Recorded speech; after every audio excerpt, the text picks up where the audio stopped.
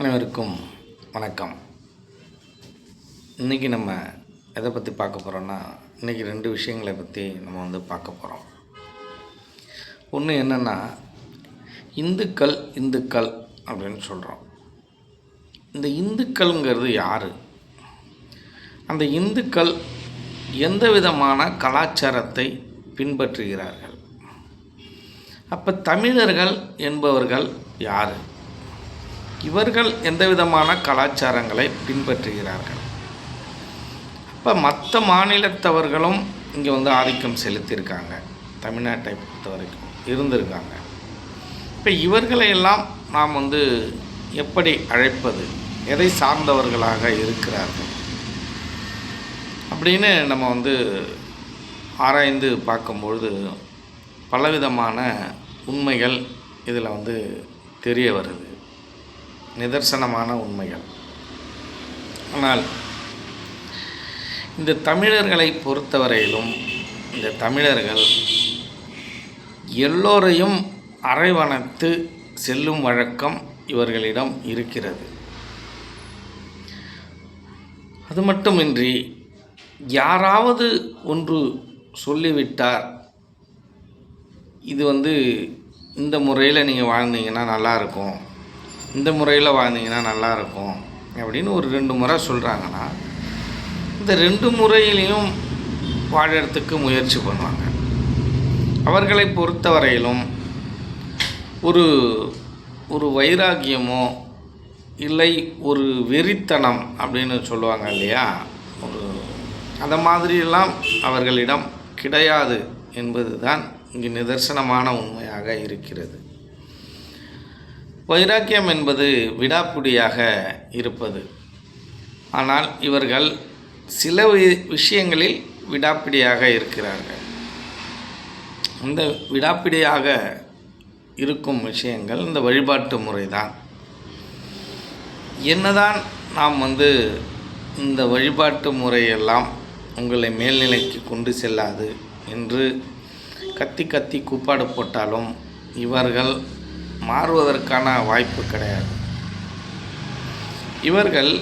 இவர்களை பொறுத்தவரையிலும் இந்த யோக மார்க்கத்தில் இருப்பவர்களை என்ன நினைக்கிறாங்க அப்படின்னு கேட்டிங்கன்னா, அவர்கள்லாம் சாதாரணமானவங்க, அவங்க ஒன்றும் அந்தளவுக்கு மேல்நிலை அடைய போகிறதில்ல, நம்ம தான் மேல்நிலை அடைய போகிறோம், நம்மளோட வழிபாட்டு முறை தான் நல்ல முறை, உலக மக்கள் எல்லாருமே இந்த வழிபாட்டு முறையை தான் பின்பற்றுறாங்க இந்தியா முழுக்க அப்படின்னு சொல்லிட்டு அவர்களுக்கு ஒரு நம்பிக்கை. நம்ம ஏற்கனவே சொன்னோம், நம்பிக்கை என்பது உண்மையா பொய்யா அப்படின்னால் அதை நாம் நம்பும் விஷயத்தை பொறுத்து இருக்குது, நம்பிக்கை வைத்திருக்கும் ஆளை பொறுத்து இருக்குது. ஒருத்தவர் நல்லவர்னு நம்பி நம்ம செஞ்சுக்கிட்டே இருப்போம், அவர் திடீர்னு நம்மளை ஏமாற்றிடுவார். அது ரொம்ப நாள் கழித்து தான் அவர் கெட்டவர்னு நமக்கு புலப்படும். அந்த சந்தர்ப்பம் சூழ்நிலை அமையும் போது தான் புலப்படும். இப்போ நம்ம நம்பிக்கை என்ன ஆச்சு? அந்த இடத்துல நம்ம நம்பிக்கை பொய்யாயிடுச்சு.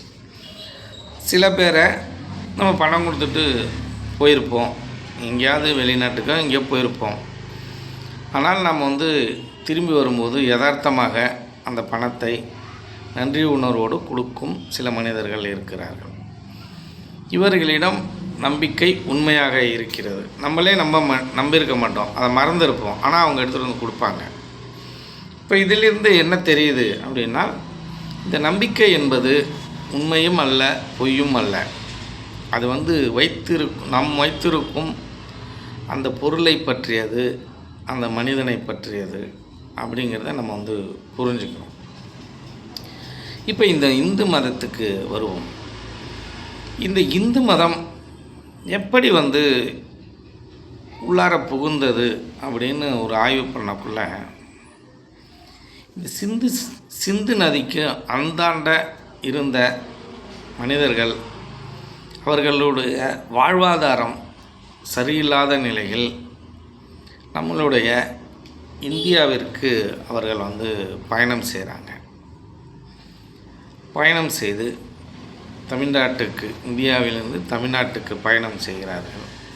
பயணம் செய்து அவர்களுடைய கலாச்சாரம், அவர்களுடைய வழிபாட்டு முறை, அவர்கள் ஏற்றுக்கொண்டிருக்கும் முறைகளை எல்லாம் அவர்கள் அப்படியே வைத்திருக்கிறார்கள்.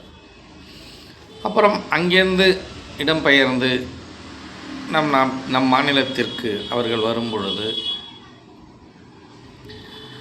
அவர்கள் என்ன செய்கிறார்கள் என்றால், அவர்களுடைய கலாச்சாரம், அவர்களுடைய வழிபாட்டு முறை, அவர்கள் நம்பியிருக்கும் கடவுள்கள், தெய்வங்கள், இதை எல்லாமே என்ன பண்ணுறாங்க, நமக்குள்ளே புகுத்துறாங்க.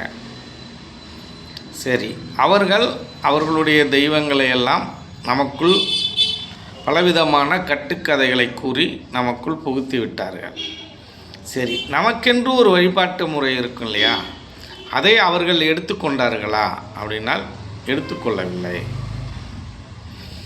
ஏன் எடுத்துக்கொள்ளவில்லை என்றால், அது அவர்களுக்கு வசதியாக இல்லை. ஏனென்றால் அவர்கள் கீழே நீங்கள் அடிப்பணிங்கன்னா அவங்க சொல்கிறத நீங்கள் கேட்கணும், நீங்கள் சொல்கிறத அவங்க கேட்க மாட்டாங்க. இப்போ தலைமை சொல்கிறது தான் நம்ம கேட்குற மாதிரி இருக்கும். அது கீழ்ப்படிஞ்சு இருக்கிறவங்க. நீங்கள் தலைமைக்கு போகணும் அப்படின்னா உங்களை அனுமதிக்க மாட்டார்கள். அப்போ உங்களை அடிமையாகவும் உங்களை ஒரு முட்டாள்தனமாகவும் வைத்திருப்பதற்கான வழிமுறைகளை எல்லாம் நான் மீண்டும் மீண்டும் சொல்கிறேன், அந்த காலத்திலே கிட்டத்தட்ட 1500 வருடங்களுக்கு முன்னாடியே செஞ்சிட்டாங்க.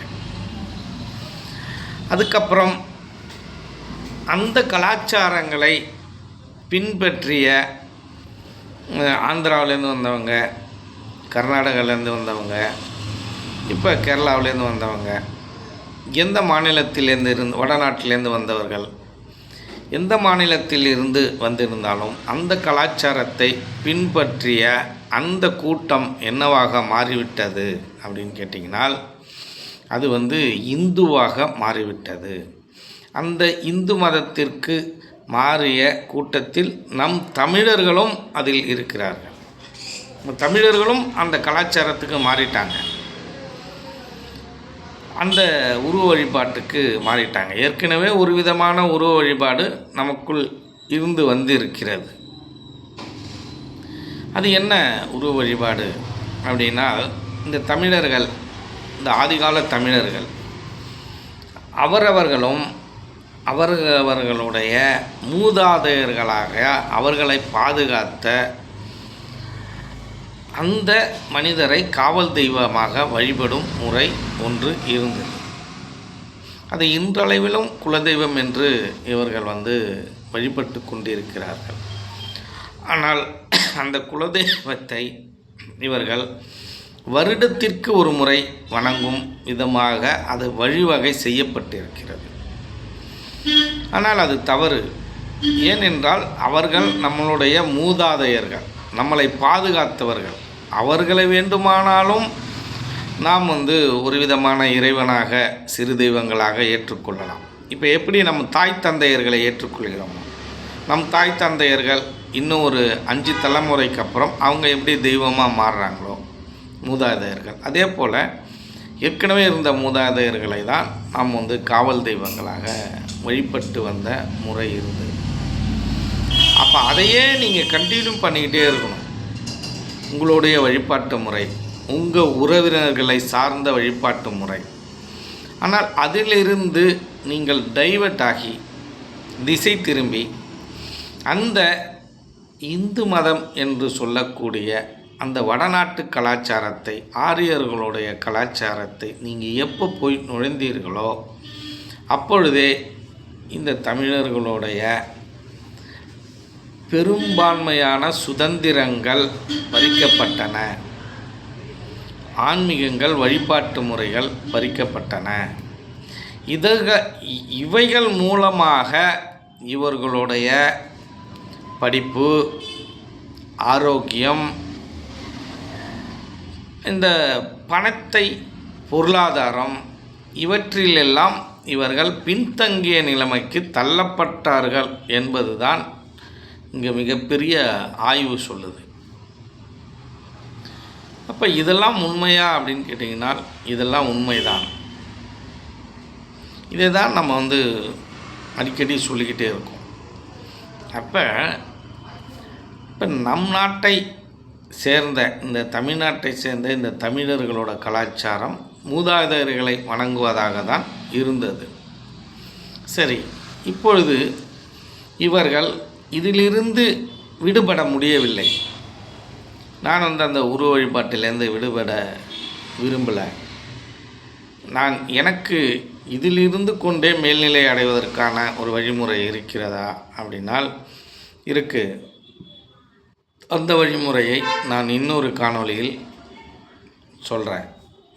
அதாவது என்ன அப்படின்னால், இந்த ஆகமங்களையும் இந்த சைவ சித்தாந்தங்களையும் யோகத்தையும் மூன்றையும் ஒருங்கிணைந்த ஒரு வழிபாட்டு முறை இருக்கிறது.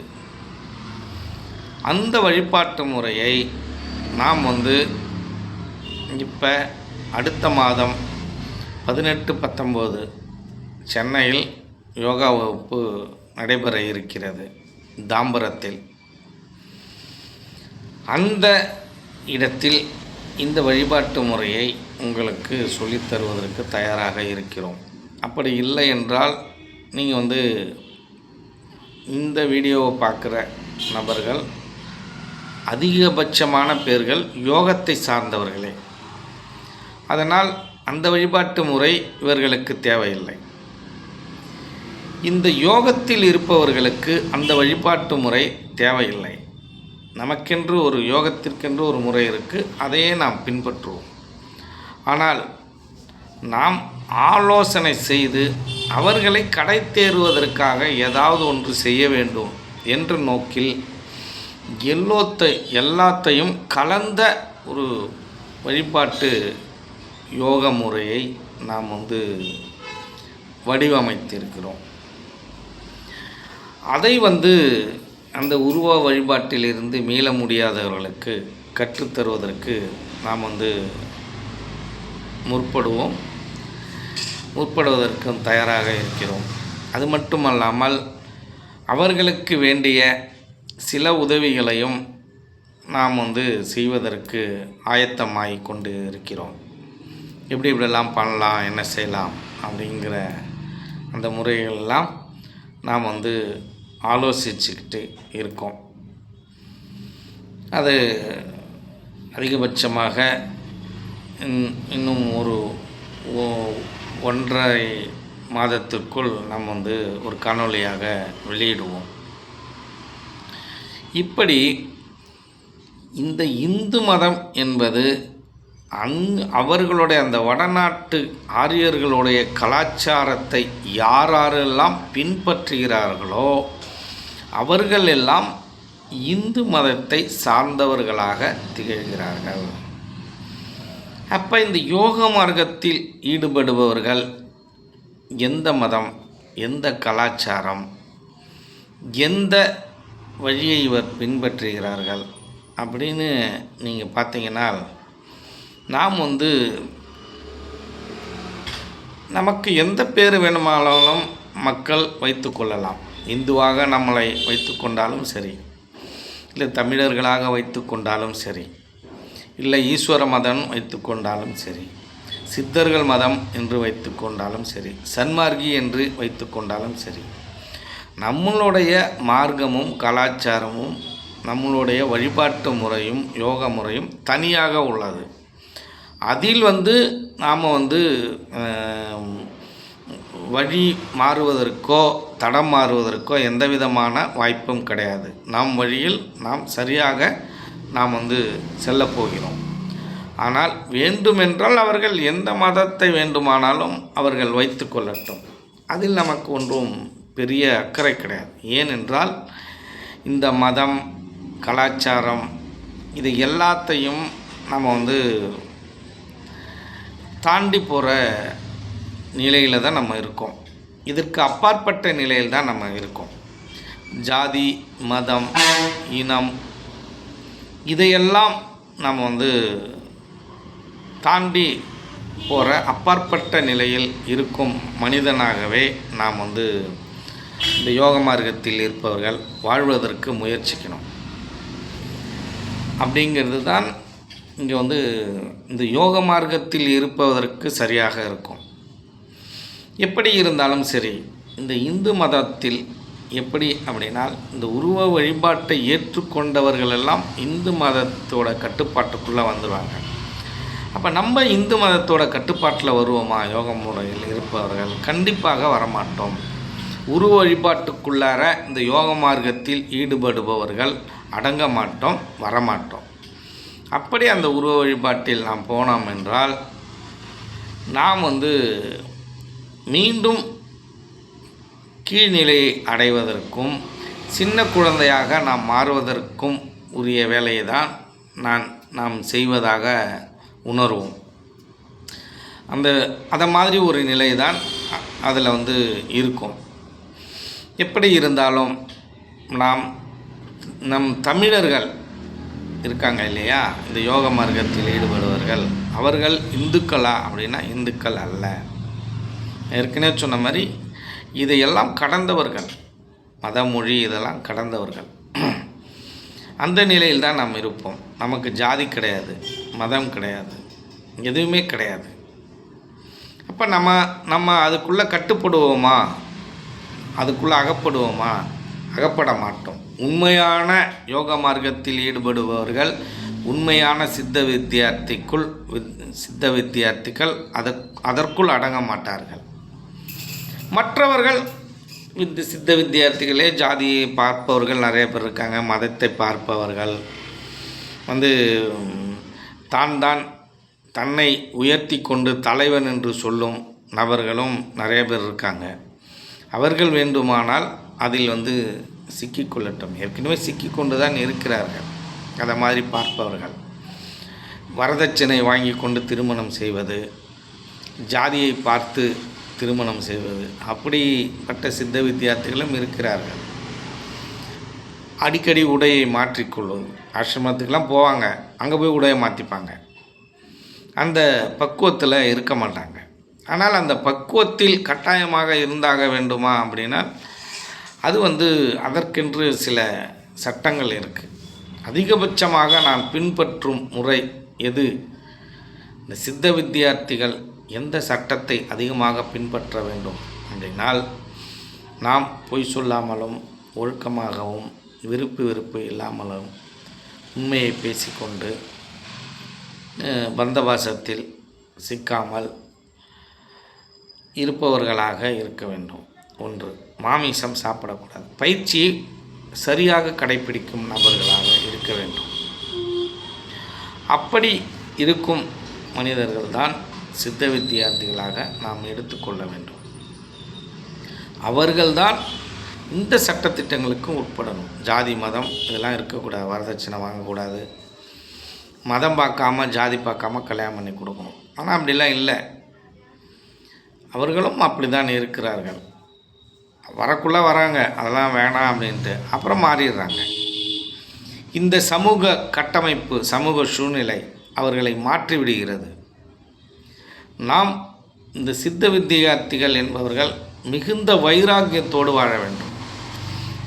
நம்மை யாராலையும் மாற்ற முடியாது என்ற வைராக்கியத்தோடு நாம் வந்து அந்த சட்டத்திட்டங்களுக்கு உட்பட்டு பயணிக்க வேண்டும். யாரோ ஒருத்தவர் தேர்ட் பார்ட்டி இந்த சமூகத்தில் வாழ்பவர் நம்மளை மாற்றுகிறாள் என்றால் அவ்வளோ வீக்காக நம்ம இருக்கோம். அதை தாண்டி கடந்து தான் நம்ம வந்து இந்த மார்க்கத்துக்கு வந்திருக்கோம், பயிற்சிக்கு வந்திருக்கோம். இந்த பயிற்சி என்பதே ஒரு மிகப்பெரிய வைராக்கியத்தோடு செய்யக்கூடிய ஒரு பயிற்சி. இறைவனை உணரக்கூடிய மிகப்பெரிய பயிற்சி, முக்தி என்ற வழியை அடையக்கூடிய மிகப்பெரிய பயிற்சி. அந்த இந்து கலாச்சாரங்கள், இந்து வழிபாட்டு முறைகளால் இந்த முக்தி நிலையை அடைய முடியுமா அப்படின்னால் அடைய முடியாது என்று அடிக்கடி நாம் பதிவிட்டிருக்கோம். ஆனால் அவர்கள் அடைய முடியும் என்ற பொய்க்கதைகளை கூறி அதற்கு சரியான ஆதாரங்களை கொடுக்காமல், நாம் கேட்கும் கேள்விக்கு சரியான பதிலளிக்காமல் அந்த கதைகளையே சொல்லி உங்களை நம்ப வைக்கும் அந்த விளையாட்டை தான் அவர்கள் விளையாடி கொண்டிருக்கிறார்கள். ஆனால் யோக மார்க்கத்தில் இருப்பவர்கள் அந்த விளையாட்டில் கலந்து கொள்ளக்கூடாது. நாம் வந்து அவர்களிடமிருந்து ஒரு தனித்துவமாக தான் வாழ வேண்டும். இந்த உலகத்தில் இருக்கும் மனிதர்களிடமிருந்து ஒட்டியும் ஒட்டாமலும் வாழ வேண்டும். அப்படிங்கிறது தான் நிதர்சனமான உண்மையாக இருக்குது. ஆகவே இந்த இந்து மதத்தை பொறுத்தவரையும் அவர்கள் எப்பொழுது நம் யோக மார்க்கத்தை புரிந்து கொண்டு இந்த யோக மார்க்கத்திற்கு மாறுகிறார்களோ அதுவரையிலும் நாம் காத்திருப்பது தான் உத்தமமானது. ஆனால் நாம் கீழே இறங்கி அவர்கள்ட்ட போயிடக்கூடாது. அதை நீங்கள் ஜாக்கிரதையாக பார்த்துக்கணும். அப்போ இந்து மதம்னா என்ன அப்படின்னு உங்களுக்கு புரிஞ்சிருக்கும் ஓரளவுக்கு. இதில் நம்ம என்ன சொல்கிறோம் அப்படின்னால், கடவுள் இருக்கார் அப்படின்னு நம்ம ஒத்துக்கிறோம். அந்த கடவுள் எங்கே இருக்காருன்னா நமக்குள்ளே இருக்கார். அதை உணர்வதற்கான வழிமுறைகளை தான் நாம் செய்து கொண்டு இருக்கிறோம் அப்படிங்கிறது தான் நம்மளுடைய கொள்கையாக இருக்கிறது. இப்போ வீர சைவ மதம் என்று இந்த கர்நாடகத்தை சேர்ந்தவர்கள், இந்த ஆந்திரா பார்டரில் இருக்கிற அந்த கர்நாடகத்திலும் ஆந்திராவிலும் பரவலாக இருப்பவர்கள், அவர்களுடைய முறை நம்மளுடைய முறைகளை அனுசரித்த மாதிரியே இருக்கும். ஆனால் அவர்கள் மனிதர்களுக்கு தான் முக்கியத்துவம் கொடுப்பார்கள். அந்த பசவண்ணா என்பவர் தான் அதனுடைய என்ன சொல்கிறது நிறுவனர். அந்த மதத்தை தோற்றுவித்தவர், வீரசைவ மதத்தை தோற்றுவித்தவர். ஆனால் அந்த மதத்திலும் உருவ வழிபாட்டில் ஈடுபடுபவர்கள் நிறைய பேர் இருக்காங்க. ஏன் அப்படின்னால் அதுதான் அவங்களுக்கு சௌரியமாக இருக்குது, அதில் தான் காசு கிடைக்குது. இந்த ஒரு கோயிலை பராமரிச்சுட்டு உண்டியலில் வர பணத்தை எடுத்துக்கிட்டு இந்த மண்டபம் கட்டுறதுக்கு பணம் வேணும், இதுக்கு பணம் வேணும், அதுக்கு பணம்னு பொதுமக்கள்கிட்ட பணத்தை பிடுங்கி தான் வீட்டில் மண்டபத்தை கட்டிக்கிறான். இப்படிப்பட்ட முறை தான் அங்கே அந்த மதத்திலையும் அந்த வீரசைவ மதத்திலையும் மாறிக்கொண்டே இருக்கிறார்கள். அவர்களுக்கு அதிகமாக உழைக்காமல் நான் எளிமையாக ஊரை ஏமாற்றி வாழ்ந்து கொள்ள வேண்டும், அதற்கு எந்த மதம் சரியாக இருக்கிறதோ அந்த மதத்தில் அந்த வழிபாட்டு முறையில் நான் புகுந்து கொள்கிறேன், அவ்வளோதான். எனக்கு இது வசதியாக இருக்குது, ஏமாறுறவங்கள நான் ஏமாத்துறேன் அப்படிங்கிறது தான் என்னோடய வழியாக இருக்குது. ஆனால் பசவண்ணா அப்படி சொல்லவில்லை. என்ன அவர் சொல்கிறாருன்னா, இந்த உலகத்தில் இருக்கும் மனிதர்களுக்கு நாம் உதவணும், மனிதர்கள் தான் மிகப்பெரிய சக்தி, அவர்களை விட இந்த உலகத்தில் வேறு எந்த சக்தியும் கிடையாது, கடவுள் என்ற ஒன்று கிடையாது. அப்படி நாம் வணங்குவதாக இருந்தால் இந்த மனிதர்களாக இருந்து இந்த ஏழைகளுக்கு உதவி செய்து பெரிய பெரிய மகான்களாக திகழும் அந்த சமாதிகளை நாம் வணங்க வேண்டும். அந்த சமாதி தான் நமக்கு கடவுள். அதாவது இவரோட கொள்கை நம்மளோட கொள்கையை சார்ந்த மாதிரியே வரும் ஓரளவுக்கு. என்ன அவர் கடவுள் இல்லைன்னு சொல்ல, நம்ம இருக்குன்னு சொல்லுவோம். இப்போ இவர்கள் சித்தர்கள் மார்க்கத்தை அனுசரித்த மாதிரியே இவங்களோட முறையெல்லாம் வரும். ஆனால் அந்த மதத்தையும் சரியாக இங்கு பின்பற்றி இருக்கும் அவர்கள் இருக்கிறாங்கன்னா இல்லை, அவர்களையும் அந்த உருவ வழிபாட்டு முறையாகப்பட்டது அந்த இந்து மத கலாச்சாரம், வேத அந்த சாஸ்திர சம்பிரதாயங்கள் அதில் புகுந்து கொண்டு அவர்களும் பலவிதமான ஏமாற்று வேலையில் ஈடுபடுகிறார்கள் என்பதுதான் உண்மையாக இருக்கிறது. இப்படியும் இந்த மற்ற மாநிலங்களையும் இந்த மதங்கள் இருந்து வருகின்றன. நம் கொள்கையை அனுசரித்த மாதிரியான சில மதங்கள் இருந்து வருகின்றன. ஆனால் மலையாளத்தை பொறுத்தவரையிலும் இங்கே இருக்கும் ஆரியர் கூட்டத்தை போலவே அங்கே இருக்கும் நம்பூதிரி கூட்டங்கள் இந்த தந்திரங்கள் இந்த வழிபாட்டு உருவ வழிபாட்டு முறையும் வைத்துக்கொண்டு பலவிதமான எந்திர தந்திர முறைகளை பயன்படுத்துவது, ஒரு தவறான நோக்கத்தில் தவறான விஷயங்களை கடைபிடிக்கும் ஒரு கொடூரமான ஜாதி மதங்களை வைத்துக்கொண்டு அந்த பிடியில் சிக்கிக்கொண்டு வாழ்ந்திருக்கும் நபர்களும் இந்த கேரளத்தில் நிறைய பேர் இருக்காங்க. சில பேர் இந்த ஆரியர்கள் தான் நாங்கள் மலையாளியா போயிட்டாங்க நம்பூதிரியா அப்படின்னும், இல்லை அதிலே 2 வகை இருக்குது. இங்கேருந்து போனவர்கள் நம்பூதிரியாக மாறின ஒரு வகையும், அங்கேயே இருந்தவர்கள் நம்பூதிரியாக இருக்கும் ஒரு முறையும் இருந்து வருகிறது. எப்படி இருந்தாலும் அது எந்திரம் தந்திரம் அந்த கலாச்சாரத்தை தழுவிய ஒரு வழிபாடாகவே இருக்கிறது. அது அதர்வண வேதத்தை தழுவிய ஒரு வழிபாடாகவே இருக்கிறது என்பதை நாம் தெரிந்து கொள்ளணும். இப்படி இங்கு பலவிதமான வழிபாட்டு முறைகள் எவ்வளோ முறைகள் இருந்தாலும் மீண்டும் மீண்டும் நான் சொல்கிறேன், இந்த சித்தர்களுடைய இந்த யோக முறைக்கு மேல் எந்த முறையும் கிடையாது. எந்த வழிபாட்டு முறையாக இருந்தாலும் எதெல்லாம் நீங்கள் கற்றுக்கிட்டாலும் இறுதியாக நீங்கள் இறைநிலையை அடைய வேண்டும், உணர வேண்டும் என்று நினைத்தால் இந்த யோகத்திற்கு தான் நீங்கள் வந்தாகணும். நீங்கள் அதிலேருந்து ஒரு படியாக மேலே ஒன்றுனா ஏறி கடைசிப்படியாக இந்த யோகத்தில் ஏறி நிற்க வேண்டும். அதற்கு பதிலாக முதலிருந்தே நீங்கள் யோகத்துக்கு வந்து விடலாம். அப்படிங்கிறது தான் நம்மளுடைய கருத்தாக இருக்கிறது. ஆனால் எப்படி இருந்தாலும் நீங்கள் மோட்சமடைய வேண்டும், முக்தி அடைய வேண்டும் என்றால் ஒரே முறை இந்த யோக முறை தான். இந்த வேறு மற்ற மதத்திலேயோ மற்ற வழிமுறைகளிலேயோ அதை அடைய முடிய வேண்டும் என்று நம்பி ஏமாந்து விடாதீர்கள். ஏனென்றால் ஆரம்ப காலகட்டத்தில் இந்த முறைகளையெல்லாம் பயன்படுத்தி ஏமாந்த கூட்டத்தில் நம்மளும் ஒருவர், நம்மளோட மூதாதையர்களும் ஒருவர்களாக இருக்கிறார்கள். நம்மளுடைய முந்தைய தலைமுறை, நம்ம அப்பா தாத்தா இவர்களும் ஏமாந்து தான் இருக்கிறார்கள்.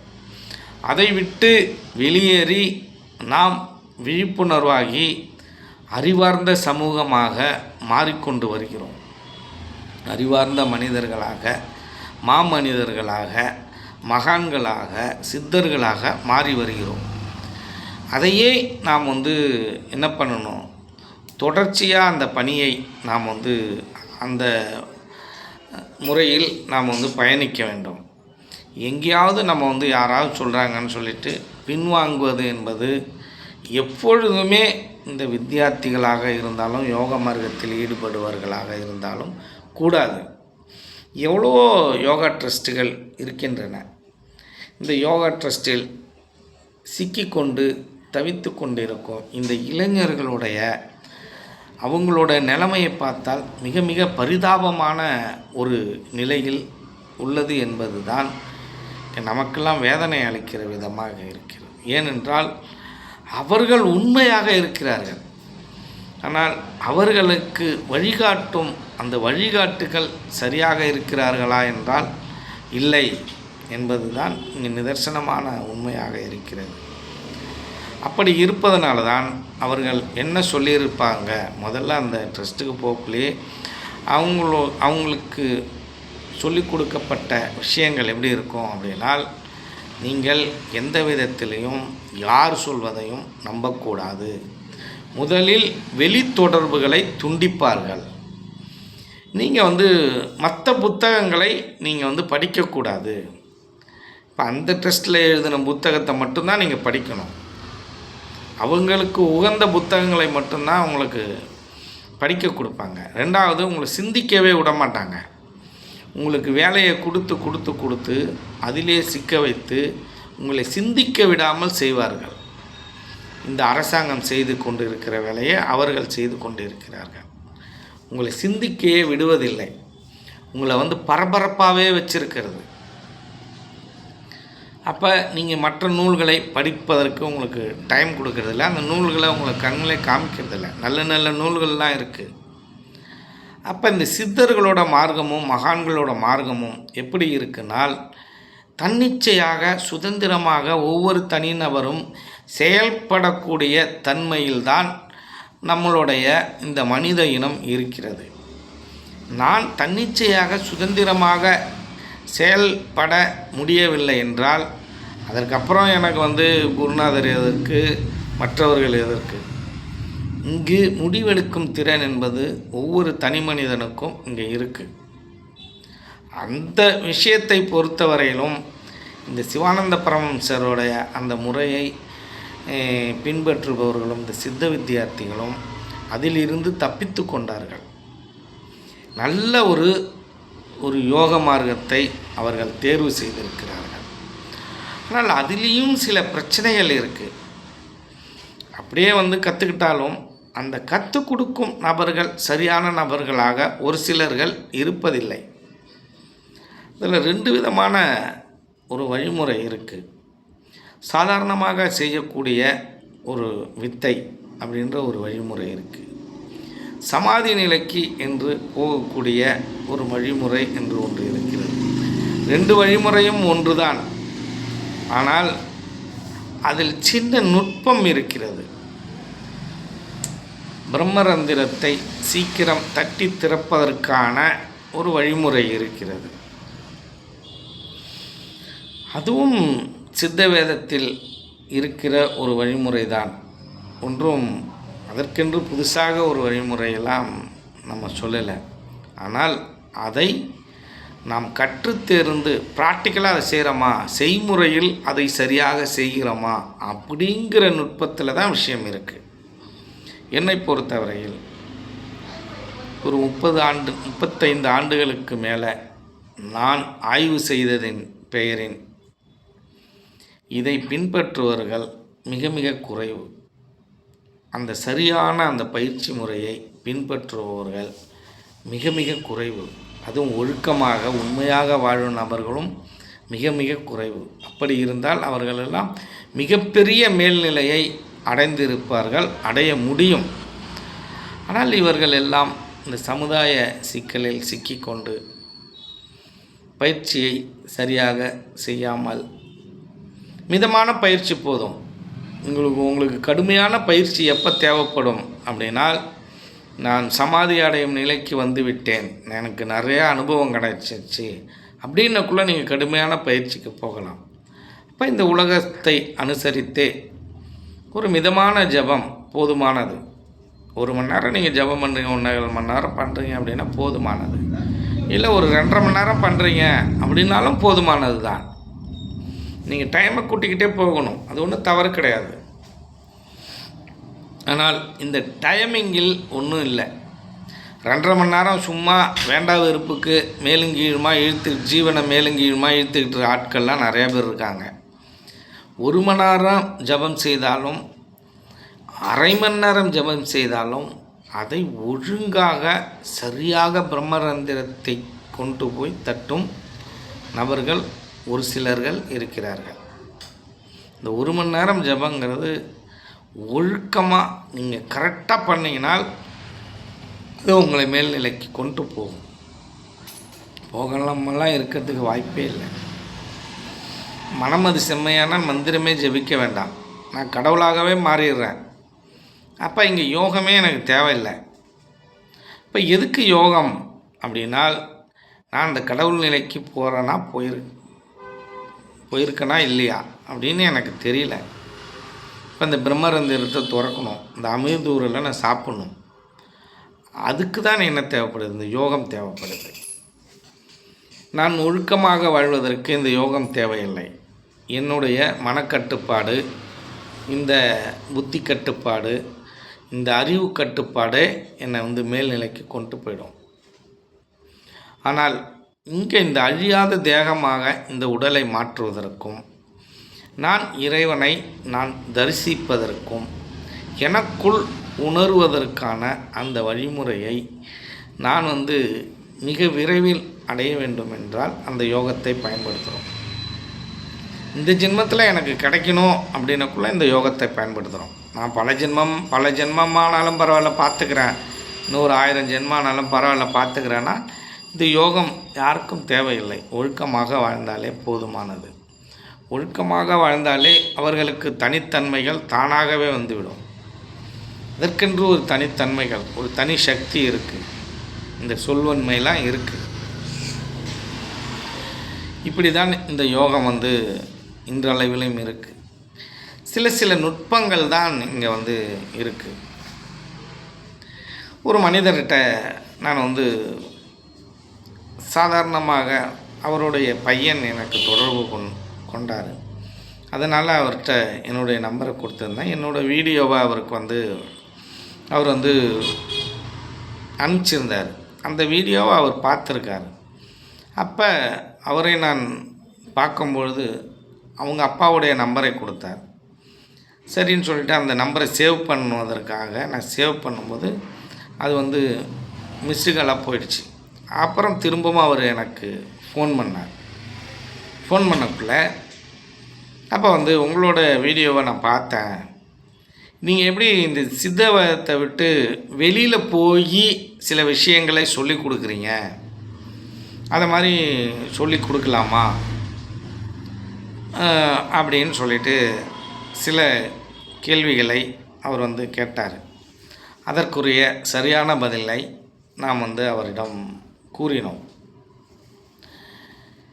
ஏனென்றால் அவர்களை பொறுத்தவரையிலும் அவர்களுக்கு இந்த உலகவாசிகள் போலவே அவர்களும் இந்த ஆசாபாசத்தில் இந்த சட்டத்திட்டங்களோட கட்டுப்பாட்டுக்குள் சிக்கிக்கொண்டு தவித்து கொண்டு இருக்கிறார்கள்.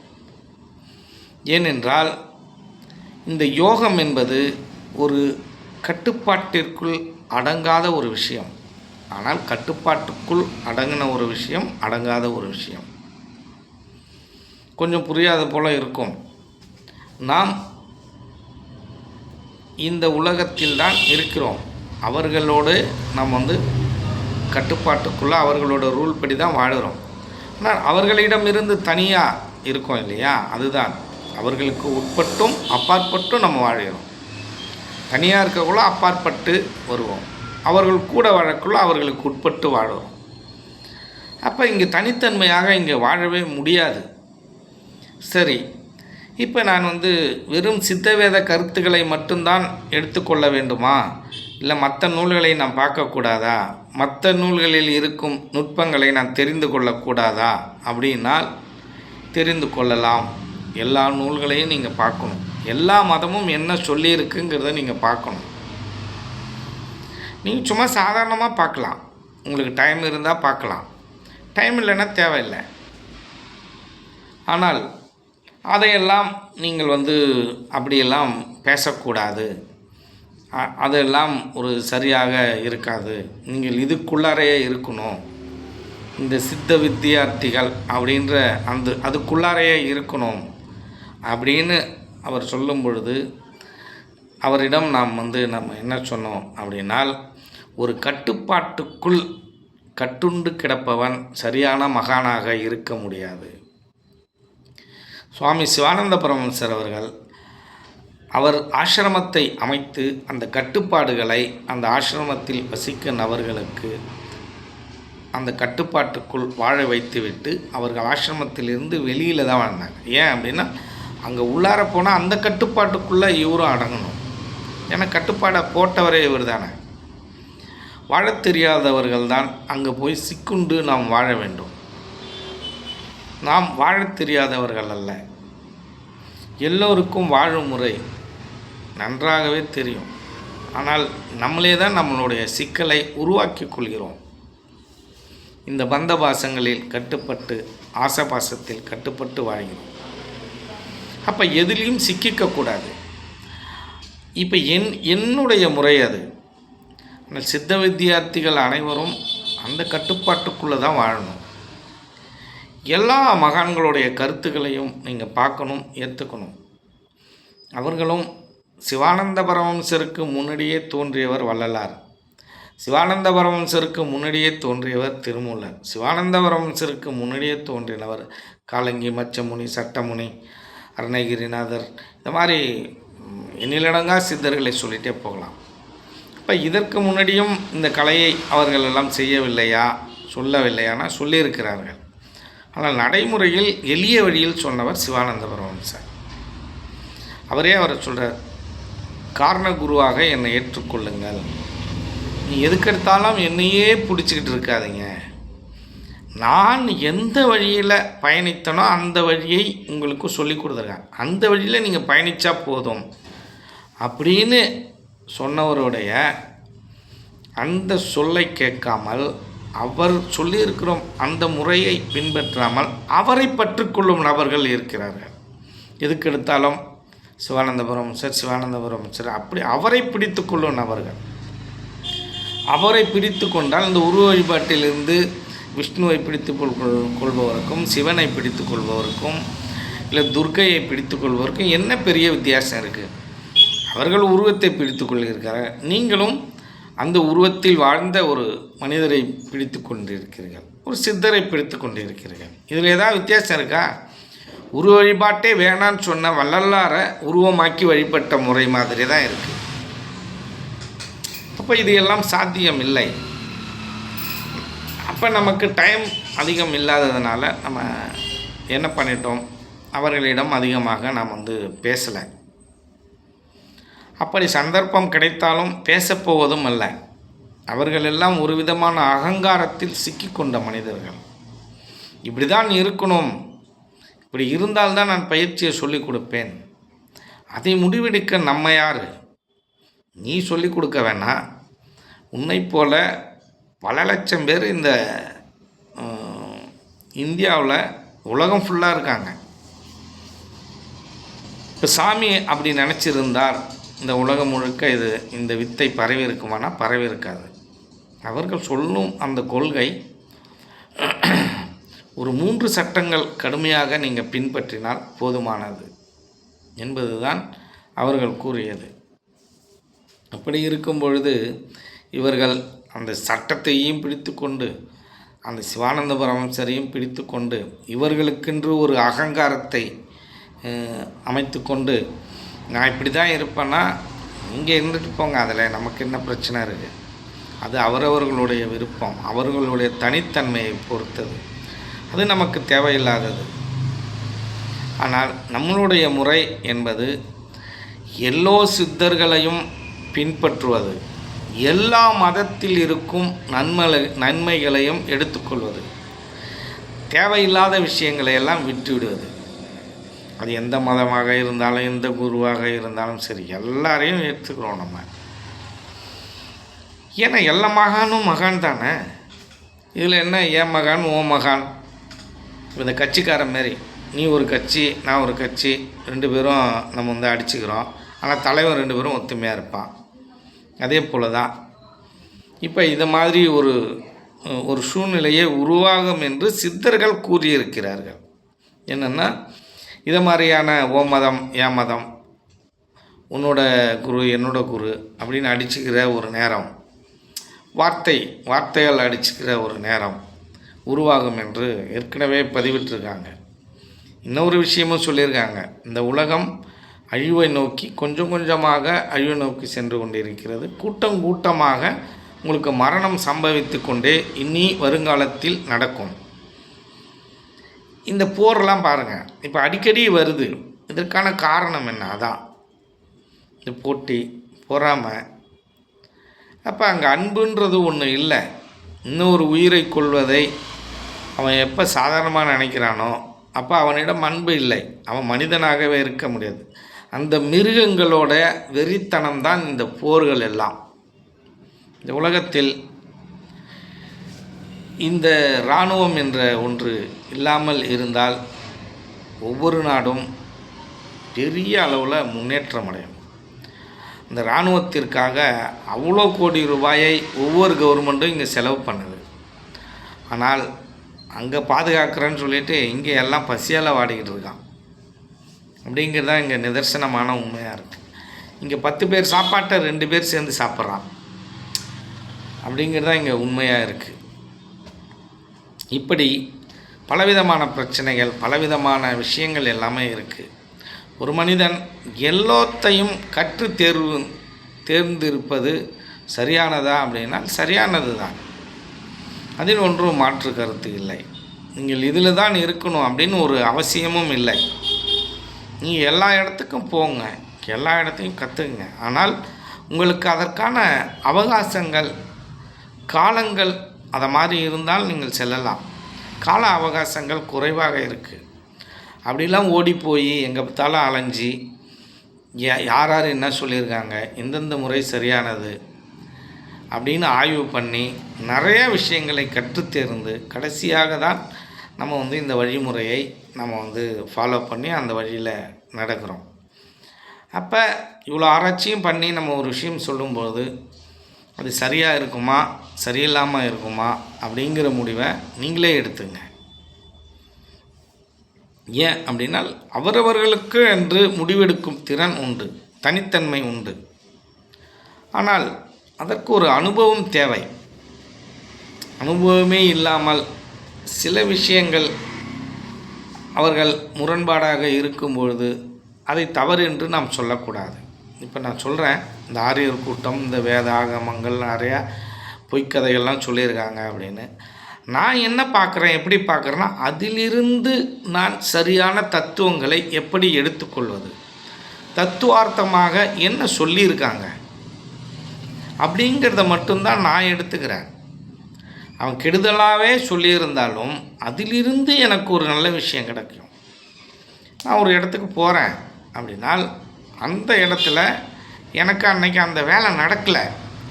ஆனால் அந்த இடத்தில் இருந்து நான் என்ன கற்றுக்கொள்வது, அந்த இடத்தில் எனக்கு என்ன கிடைக்கும், என்ன மூலிகை கிடைக்கும், அங்கே இருக்கிற மனிதர்களோட வாழ்க்கை முறை எப்படி இருக்குது, எதை சார்ந்து அவங்க வாழுறாங்க, அங்கே உள்ள தன்மையெல்லாம் எப்படி இருக்குது, அவர்களுக்கு என்ன தேவையாக இருக்குது, இப்படி எல்லாத்த பற்றியும் நம்ம கிரகிச்சிட்டு வந்துடணும். இப்போ நம்ம ஒரு விஷயம் பண்ணுறோம் அப்படின்னால் அந்த டைமை வேஸ்ட் பண்ணக்கூடாது. அங்கே இருக்கும் எல்லாத்தையும் நம்ம பயன்படுத்திக்கணும். அங்கே இருக்கிற மூலிகையோ அங்கே இருக்கிற தன்மையோ எல்லாத்தையும் நம்ம பயன்படுத்திக்கணும். இப்போ சரியில்லாத சூழ்நிலை இருக்கும்போதும் சரியான சூழ்நிலையாக நாம் அதை மாற்றிக்கொள்ள வேண்டும். அப்படிங்கிறது தான் நம்மளோட கருத்தாக இருக்குது. சரி, இது இப்படி இருக்குது இல்லையா? இப்படிப்பட்ட பலதரப்பட்ட மனிதர்கள் இருக்கிறார்கள். வித்தியார்த்திகள் என்றால் அவர்களுக்கு என்ன, 2 கும்பம் முளைச்சிடுது. அவன்ட்டி நல்ல குணம் கெட்ட குணம் எல்லாமே இருக்கும் தானே. காமம் குரோதம் விருப்பு வெறுப்பு எல்லாம் இருக்கும் தானே. அப்போ சாமி என்ன சொல்கிறாரு அப்படின்னால், இதை மாதிரி பொறாமை, விருப்பு வெறுப்பு, காமக்ரோதம், இந்த ஆசை மோகம், இது எல்லாம் இல்லாத ஒரு ஆள் இருக்கான் இல்லையா, அவன் தான் என் சிஷ்யன். அந்த அசாதாரண வைத்தியருக்கே, அந்த வித்தியார்த்திக்கே என்னுடைய நமஸ்காரம். அவன் தான் என்னோடய சிஷ்யன், பாக்கியெல்லாம் என்னோடய சிஷ்யன் இல்லை அப்படின்னு அவரே சொல்லிட்டார். அப்போ அதன்படி பார்க்கும்பொழுது இந்த அகங்காரத்தில் சிக்கி கொண்டிருக்கும் அந்த மூடர் இருக்கார் இல்லையா, அவர்கள் அவருடைய சிஷ்யரே இல்லை. இப்போ நம்மளுடைய கொள்கை என்ன அப்படின்னு கேட்டிங்கன்னா, நம்ம ஒரு கொள்கையிலையோ ஒரு விஷயத்திலேயோ அதில் உள்ள நல்லதெல்லாம் எடுத்துக்கிறோம், தேவையில்லாதெல்லாம் விட்டுடுறோம். ஓகே, இப்போ அதுக்குள்ளார நம்ம சிக்கிக்கக்கூடாது. நம்ம ஒரு விஷயத்தை மட்டும் பிடிச்சிக்கக்கூடாது. ஆனால் முறை இருப்பது என்பது, அந்த பயிற்சி இருப்பதுங்கிறது, அதை ஒழுக்கமாக நாம் பின்பற்ற வேண்டும். ஆனால் பலவிதமான நுட்பங்கள் இருக்குது, பலவிதமான விஷயங்கள் இருக்குது.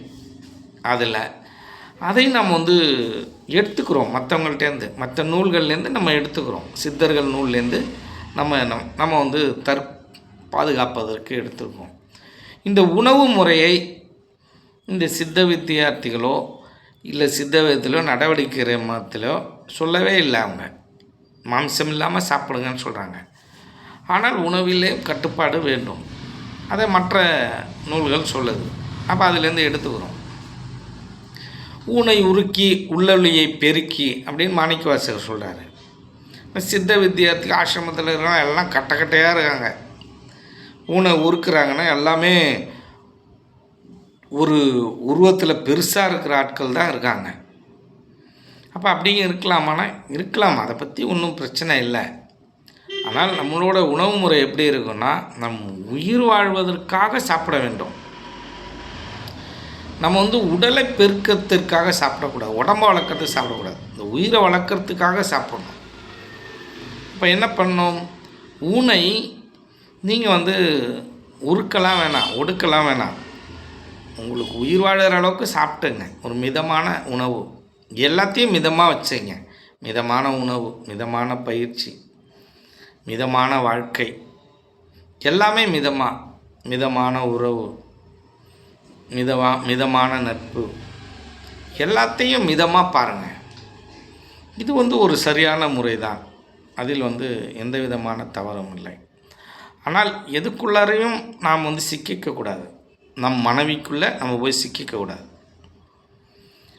மனைவி இல்லாமல் என்னால் வாழ முடியாதா? சிக்கிக்கூடாது. பிள்ளை இல்லாமல் நான் வாழக்கூடாதா? சிக்கிக்கக்கூடாது. சமூகம் இல்லாமல் நான் வாழக்கூடாது, சிக்கிக்கக்கூடாது. அதனால தான் தற்சார்பு கொள்கைக்கு நீங்கள் வாங்க. ஒரு குருநாதர் இல்லாமல் நான் வாழ முடியாதா? அவருக்குள்ளே சிக்கிக்கக்கூடாது. ஒவ்வொரு நல்ல குருநாதரும் என்ன சொல்லுவார்னா, அவர்கள் அனுபவஸ்தர்களாக கற்று தேர்ந்த பிறகு அவர்கள் அருகாமையில் வைத்திருக்க மாட்டார்கள்.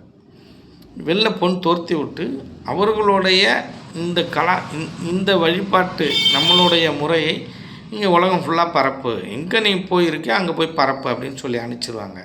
அவங்களோட கட்டுப்பாட்டுக்குள்ளே வச்சுருக்க மாட்டாங்க. ஏன்னா தெரியும், சித்தர்கள் மகான்கள் எந்த விதமான கட்டுப்பாட்டுகளிலும் கட்டுண்டு கிடக்க மாட்டார்கள் என்று. அதே போல் தான் நம்மளும்.